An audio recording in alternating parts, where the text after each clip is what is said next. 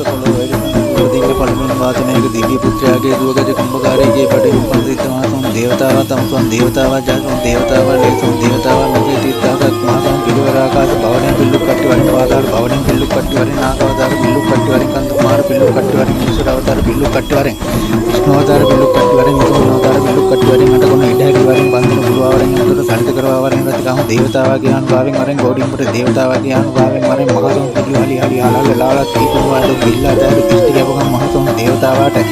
ගෝඩින්පුර දේවතාවා පොරටෙන්න කඩ දැසු වණ්ඩ යතම ආඩගසන්නේ මාගේ ඒ හඬ ආසා මහසුන් දේවතාවාට එන්න ගෝඩින්පුර දේවතාවා කුමරන් ඕනම සෝමඩි විද්‍රාර්ථ දේශේ වාසස්ථානී කරන